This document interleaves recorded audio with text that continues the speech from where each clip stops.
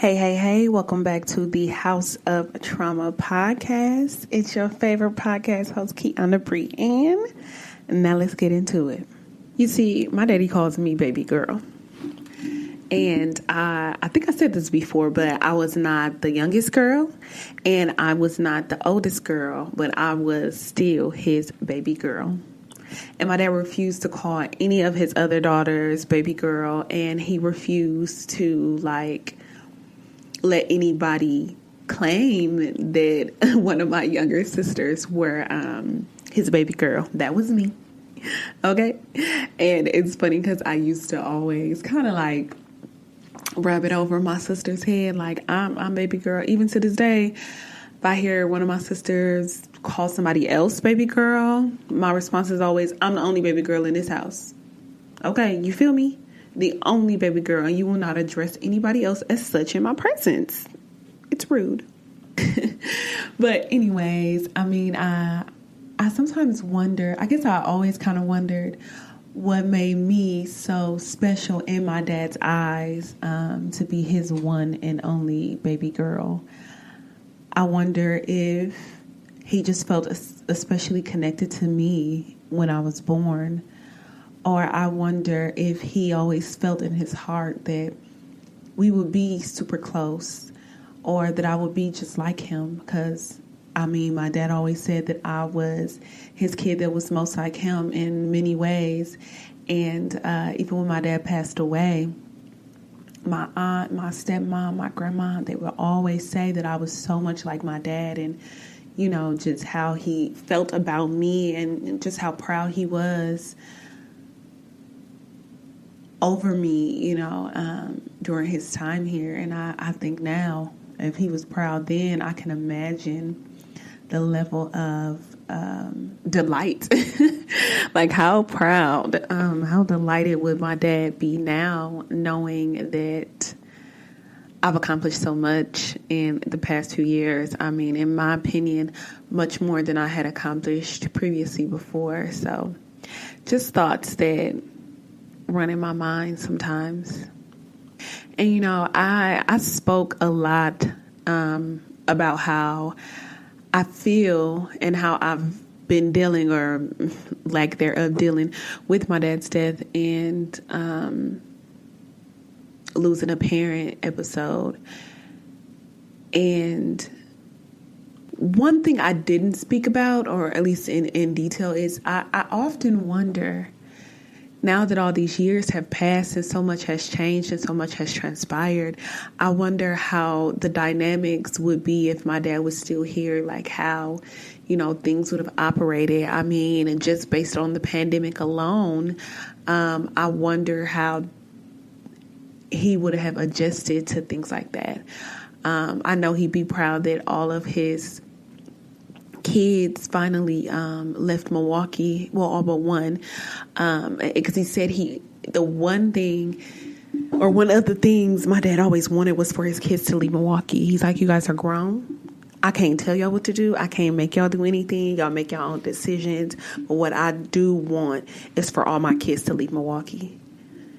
And, for obvious reasons, it's not safe, and there's such a big world out there, and there's so much for us to do. And I love to travel, right? But even before I became a flight attendant, I love to travel. But even now, and I'm going to all these different places, and I'm like, dang, it's really a lot of places out here that I would have never thought, to go to or to visit. You encounter all these different people, and he knew that there was a world out there that we needed to see. And I always admired that he wanted that for us. He always wanted more for us. And so I remember my dad telling me he just wants more for his kids than he had for himself. And if he can do that, then he did his job as a daddy. And he always wanted us, again, to see things, to travel the world, our family vacations. He wanted us to have more. Our first family vacation was to Disney World. I was 5. I was in kindergarten. I remember missing school to go to Disney World in Florida. That was my first plane ride. How exciting. I remember us taking a trip to Wisconsin Dells, Vegas, like being a 13-year-old or 14 in Vegas. Like it was just, it was exciting. Like how many people can say they went to Vegas as a teenager, you know?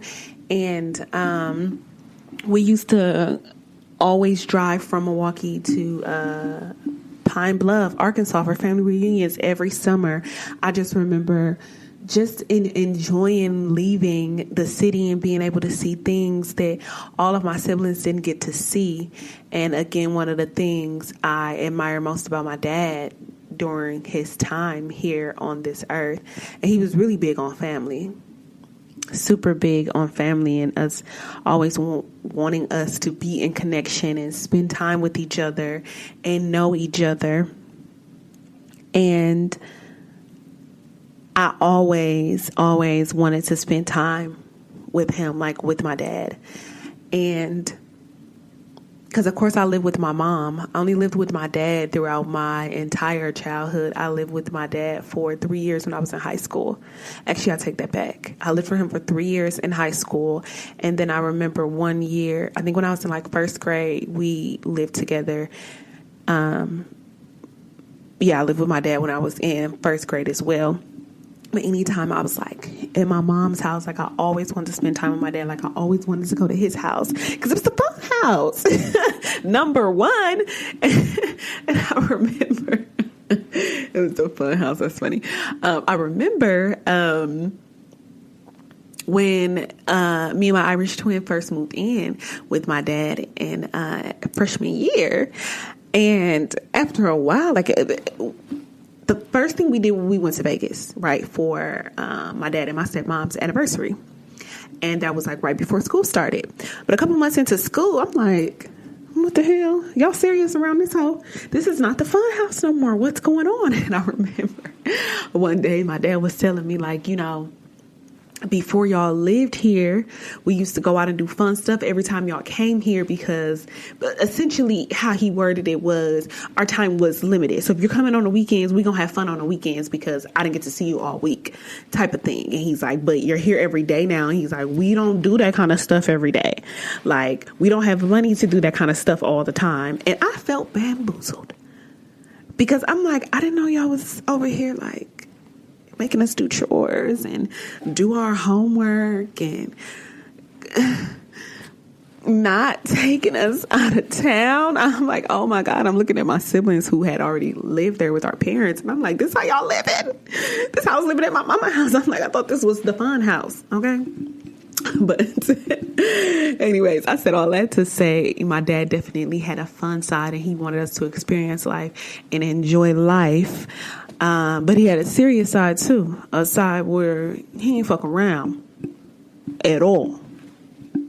And he would always give us these life lessons, like these lectures. That's what me and my sister called them.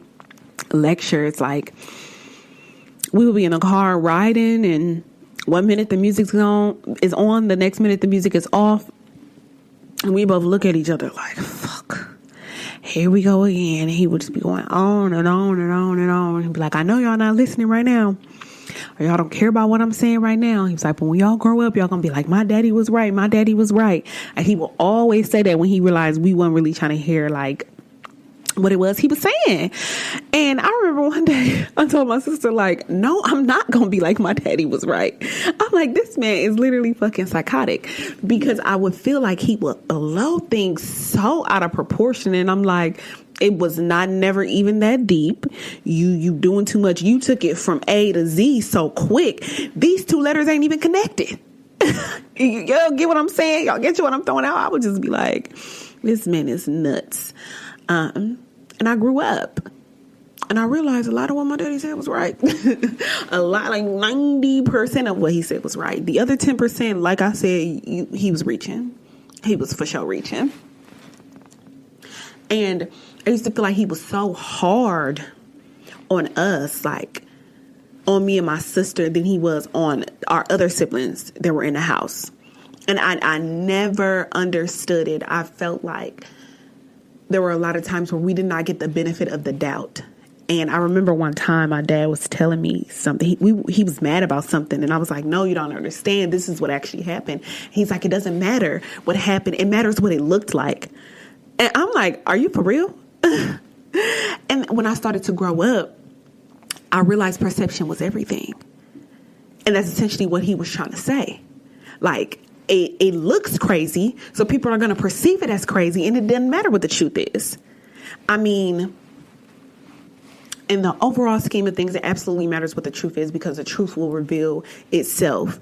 But I don't think my dad was thinking in that way. He's just more so like, people are going to see you behave a certain way. They're going to attach something to that, perceive you in that way, and it doesn't matter if those were your intentions.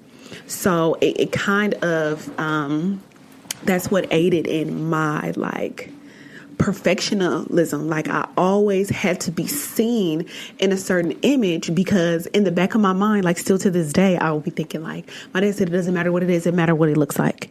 It doesn't matter what it is, it matters what it looks like. So, again, there was always, like, these lessons, these little tidbits. And I remember telling my dad, I was like,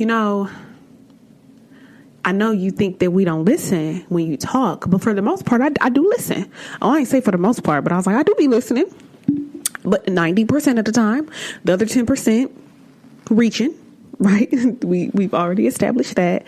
But I'm just like, you think we not hearing you at all, but I really do be hearing what it is that you're saying. And I use the little gems from the lessons and the lectures to aid me in my adult life right now. And I mean, I don't know how my other siblings was taking it. I don't know if they remember these talks and these conversations. I think the beautiful thing about his time here on earth is that we all were able to establish different relationships. And I have talks with my siblings now, and I'm like, oh, me and dad talked about this and this. And they're like, what? I ain't never talked to him about that. And then mentioned something he said. And I'm like, what? I ain't never known that like that. Like, being a parent is crazy, like having all these kids and like having different relationships with them, and the kids being able to get different things from you, as you're raising them. But me and my dad were so much alike, right? I mentioned that already. But you know what happens when you too much like a person? Y'all tend to bump heads. Like, it's all fun and games in the beginning. It's all fun and games in the beginning when y'all just alike and everything is good and we cool and you cool and you cool. But especially like once I started to live with my dad, like I said, I thought he was a fun parent and he was serious. And I was like, I can go to Tasha's house for this. Okay, sorry, Ma. But yeah, I can go to my mama's house for this. But I was a little rough around the edges. I called myself a rebel. I was a self-proclaimed rebel. Okay. And I didn't like people telling me what to do, especially on the notion of them thinking they know so they don't know. Yes, I'm talking about my dad. Because sometimes I would be like, the whole, okay, I get it. It's what it looked like. So sometimes I'll be like, no, we gonna have to scratch that. And the truth is the truth. The truth is the truth, no matter how much you try to spin it. So anyways, me and my Irish twin, we still laugh about this situation today. I don't remember exactly what it is, or at least I won't share exactly what we were talking about. And I remember my dad saying he was right. And he's just like, even when I'm wrong, I'm right. And he told me I needed to apologize to him because he was wrong. And I said he was wrong. And I remember looking at him and saying no. And the look on my sister's face, like she knew that this was my last day. That was my last day breathing. But I'm just like, no, I'm not apologizing because you were not right. I was right. And this is where we stand. And we literally bumping heads. I'll never forget. He threatened to give me a whooping so many times when I was in high school. And I'm just over there like, at this grown age, please. I just thought I knew better, right? But that particular incident, he absolutely was wrong. And I stand 10 toes down on that to this day, period. Okay? But long story short, I just thought I knew better in a lot of instances. But I think that's just how it is when you're a kid, though, too, especially a teenager. You do think you know better than your parents. And half the stuff they say do be going in one ear and out the other. And I know that now. But we were just so much alike. I think we always both thought we were right. And I was stubborn. Like I said, like even at that age, like even as a teenager, I was stubborn. And if I know that I'm right about something, I don't care who you are. There's nothing you can say to me to convince me to admit that I'm wrong. So that was a problem. But on the other side of the spectrum, me and my dad was cool as a mug. And, I mentioned before, being his baby girl and the self-proclaimed favorite. But I think I'm everybody's favorite everything. I'm everybody's favorite daughter, sister, flight attendant, esthetician, business owner, entrepreneur, friend. I'm everybody's favorite. Anywho, I remember when we were getting ready to move down to Texas, and I was spending the night at my grandma's house, my dad's mom, and me and my grandma got into it. And I called my big sister. I don't know where my dad was, but I called my big sister and I was like, come get me, take me back to my mama's house, and I'm just going to stay there until we go to Texas because I can't stay here with this lady. She's nuts. Okay? Like mother, like son, they was nuts. Anyways. Lord forgive me. I love them now, but again, teenager. So my sister came to get me, and my dad pulled up like right before her, and he was so upset because he thought I did not want to go to Texas anymore. And I'm like, no, I just can't stay here. But either way, before I could even get it out, he's like, no, let's just talk. Let's talk about this. And we went on a walk and we talked. And me and my dad, anytime like we were having a serious disagreement or he felt like we were seriously disconnected, we would walk and we would talk.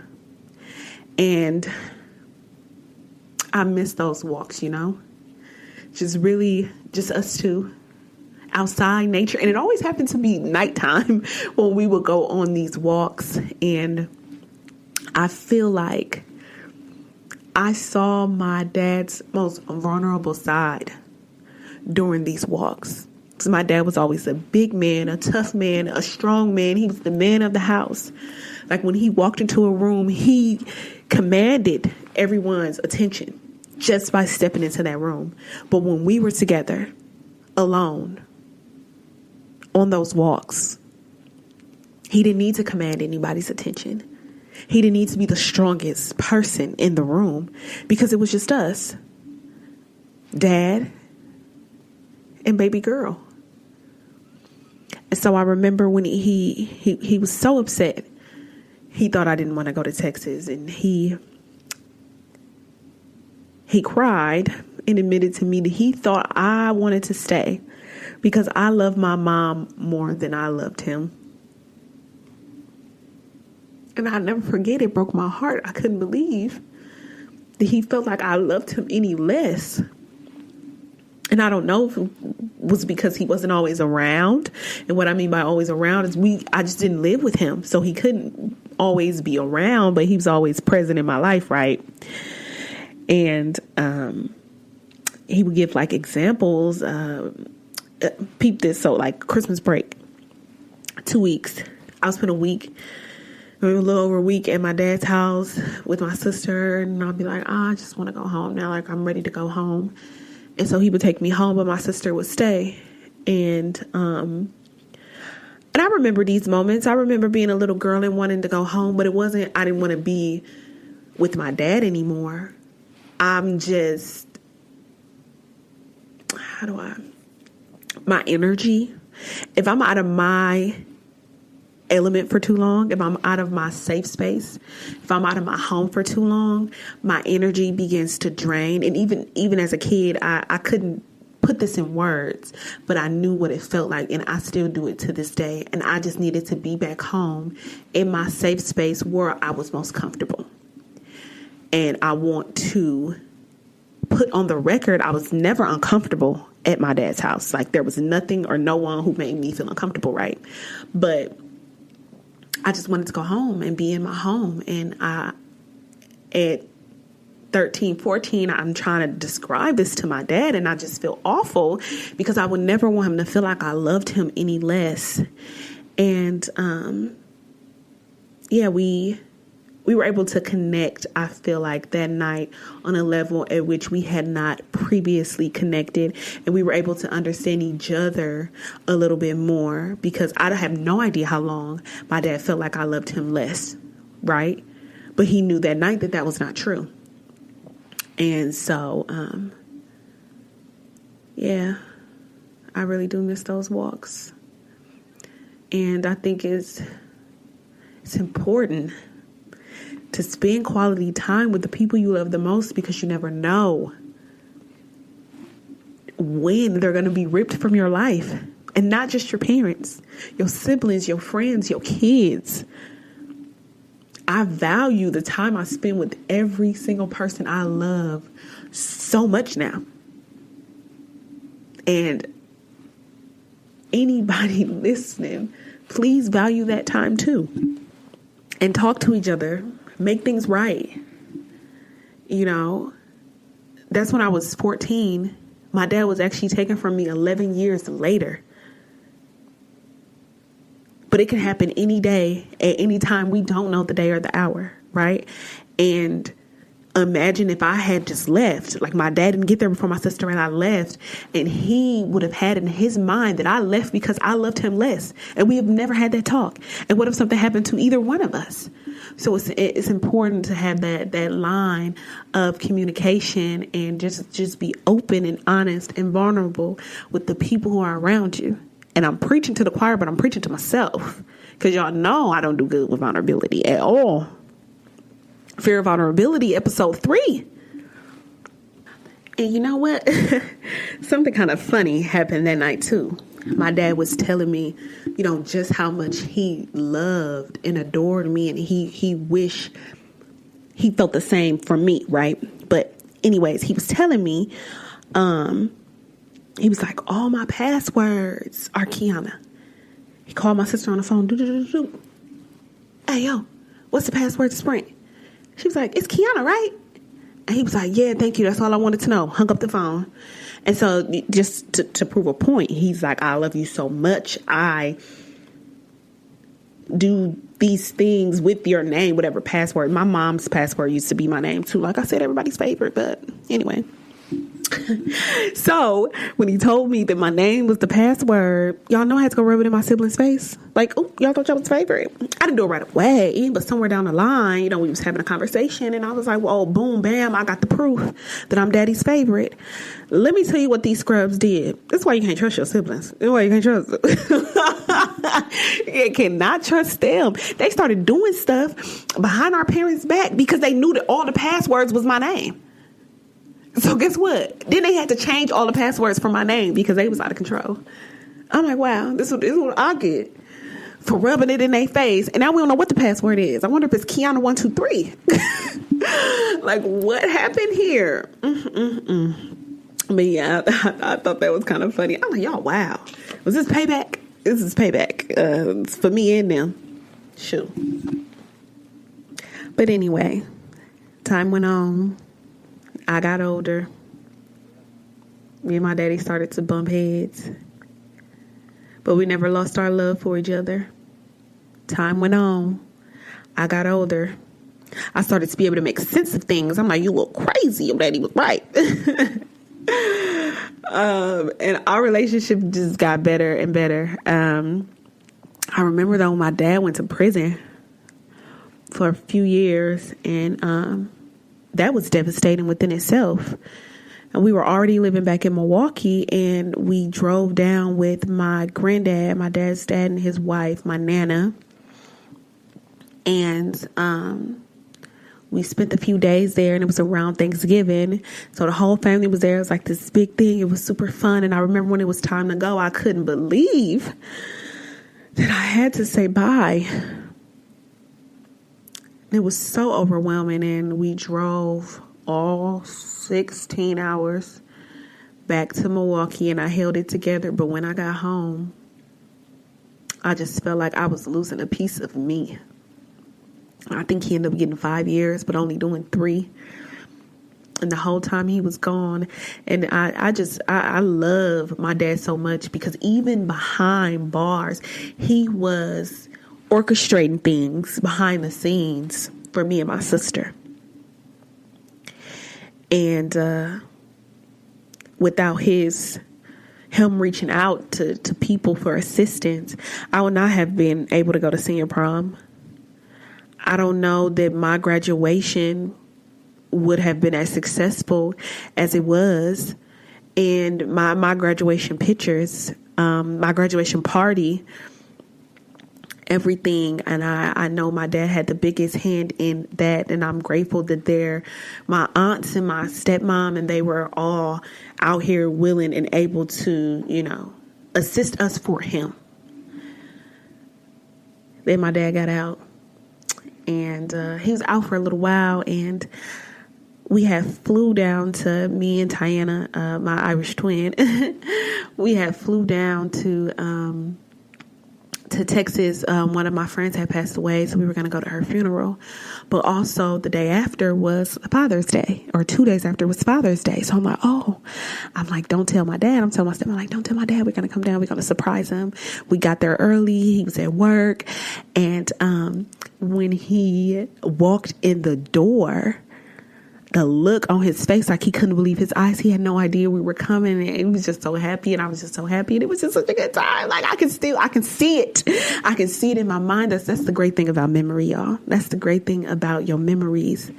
They don't ever die if you don't let them, because I can see it in my mind, the look on his face. I can remember down to the T what he was wearing, a white tee and gray shorts with white dookies on. Yeah. I remember he had his work bag and he dropped it on the ground, and we just ran up to him, and we still have that picture from that Father's Day. And it's crazy because my dad had changed so much while he was in prison. He had changed a lot. He looked like a totally different person to me, but this was my dad, and this I knew, and I feel like I had changed a lot too. I mean, I had cut my hair. This is just a recurrent theme for me, by the way, cutting my hair. When life's getting a little crazy. But yeah, it was a good time. And he actually got me back on the surprise tip. I remember he came to Milwaukee, and he didn't tell me he was coming. He would always tell me he was coming to Milwaukee. And I was working at Walgreens, and I was stocking the shelf.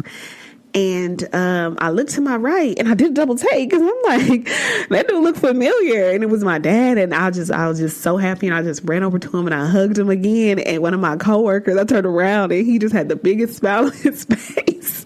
And I'm like, oh, this is my dad. This is such and such. And he was like, oh, you're her dad. You surprised her. He's like, the look on your face. He was like, I knew you had to really know and love this person. And I did know and love this person. That was my dad. I was so excited. And he goes, well, sir, you came at the right time, because she off in 3 minutes. And what was perfect freaking time? I literally was off in 3 minutes, and my dad had just walked in. I'm like, if you had been 3 minutes later, I'd already been gone out of here in a whip. Bye. But I ended up spending the whole day with my dad. We went, it was my first time trying Jamaican food. We went to this Jamaican spot. We just rode around. We went to visit people, and it was just cool. It was like, we was just hanging out, daddy and baby girl. It was a really good time. So like I said, I got older, and I grew up, and my dad got older, and our relationship, it just grew, and it blossomed into something I never thought it could be, or it would be. Not thought it could be, but I never thought it would be, right? And I remember when I decided to go back to college. I took like a year off. I decided to go back to college, and I went to school in Waukesha. And it used to be like a 20-minute drive from my apartment, but then I moved. So it became like a 40-something minute drive, and I used to take a night class. I would get out at 9 p.m. And I would always call my dad so he can talk to me on my drive home at 9 p.m. every Wednesday. At 9 p.m., me and my daddy would talk. And we would have good conversations on my ride home, and he would check on me and check on my sisters and check on my mom and just ask us how everything was going, how classes was going. And, that next year was actually when my dad was killed. And those drives home got really lonely and overwhelming. I actually ended up dropping out of college and I never went back. I could not find the motivation or the passion after that to return to school. And I think something as small and as simple as that speaks to how powerful somebody's presence is. Because just a 45-minute phone conversation had a huge impact when those 45-minute phone conversations could no longer be made. And even prior to us having these phone conversations, when I would be driving home from school, I remember my dad used to call me sometimes when he would be on his way home from work. And my dad would go to work super early in the morning. Sometimes he would work doubles and he'd be like, I'm coming from Fort Worth. It's a lot of traffic. I'm trying not to fall asleep. So I called you. And he would do that a lot. He would call me when he on his way home from work and we would sit and talk. Sometimes he would go meet his friends. They would go do like happy hour. I think it was like some, he was telling me it was like some dollar margaritas at Applebee's. And he was like, yeah, I'm going to meet my friends from work. We going to such and such. Like we would just have a ball on the phone talking all the time. And I remember when I, just last November, when I testified at my dad's civil trial to speak to his character, right? And the attorney asked me, what do I miss most about my dad? And once I was able to muster up the strength to get the words out, I told him that I miss talking to him. Whether it was walking and talking, whether he was talking to me on my way home from school, or I was talking to him on his way home from work, trying to keep him awake. I miss those conversations. I miss picking up the phone when everything was going wrong and just being like, hey, Dad, I just wanted to hear your voice. I miss those conversations more than anything in this world. But again, the great thing about memories is I have those to hang on to. I have those lectures to hang on to, those life lessons that I learned all those years ago, sitting in the back seat with my sister, annoyed out of our mind. And it's going to be Father's Day in a few days. And so as it gets closer to Father's Day, I just want to take the time to remember my dad and all the amazing experiences, all the amazing moments that we had together, and not remember what ultimately led to his demise, right? Me and my dad were alike in so many ways. He taught me so many things, and I like to think that we teach our parents a little something too along the way. And outside of not being able to talk to him anymore, I think the thing that haunts me the most is knowing that when I bear my own children, my kids will never know him the way that I did. But I will be damn sure that they know everything about him. And I'll keep his legacy alive through me and my children, my siblings and their children, and every life that my dad touched while he was here on earth. So shout out to all the fathers who are present in their kids' life. Shout out to all the fathers who think they right when they wrong. And a big shout out to all the fathers who continue to do what they feel is best for their kids and protect them in every way. My name is Kiana Brienne. This is the House of Trauma podcast. Don't forget to email me all of your advice questions to houseoftrauma@gmail.com. I'll see you next week.